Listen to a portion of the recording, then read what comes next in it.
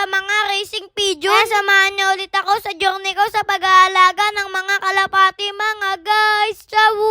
Dahil nga naubusan na nga ulit ako ng patoka sa mga kalapati ko. Kaya bumili na nga ulit ako dito. Mag-ibis breeder mix nga pala ang binili ko ulit sa mga kalapati ko. Dahil naubusan nga sila ng stock ng binibili kong Integra. Ito nga ang sitwasyon ng lagayan ng patoka ko. Side na side nga ito at puro langgam pa. Nilinis ko nga muna ito bago ilagay ang binili kong Agibis breeder mix. Nasa 2 kilo nga muna ang binili naming patoka dyan. Pagkatapos nga nun, pumasok nga pala agad ako sa loob ng mga kalapati ko para magparonda na. Tulad nga ng lagi kong sinasabi sa inyo, nagpaparonda nga muna ako bago ako magpakain ng mga kalapati ko. At alam ko balang araw dodoble rin ang mga kalapati nating rumoronda mga guys. Ciao!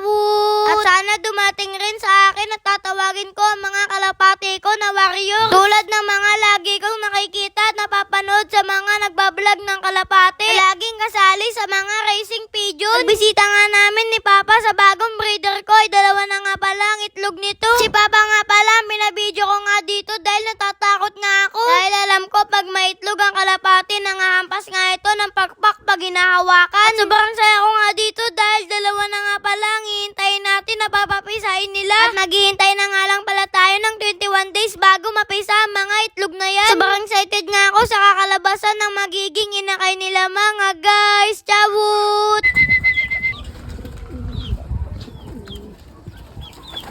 At kunting-kunti na lang talaga madodobli na ang bilang ng mga kalapati ko. At hindi ko na talaga hayaang mangyari. Dahil sa karumihan ng aking loop ay mamamatayan ulit ako ng isa pang kalapati. At sa pagkakataong to lahat gagawin ko. At sisiguraduhin ko ang kalusugan ng mga alaga kong kalapati. At dito nga tingin ko kailangan ko na nga ulit maglinis ng loop ko. Dahil kumakapal na naman nga ang dumi ng mga alaga kong kalapati. At sa ilang minuto nga ang pagkaronda nila ay bumaba na nga pala agad sila. At inanda ko na nga pala dyan ang kanilang munting hapunan. Tanggal nga nangarang ko sa trapdoor ay bumulusok na nga pala agad sila. Naiwan nga dito ang munting inakay ko na si Puti. Hindi na lang talaga alam na talaga niya kung saan siya papasok.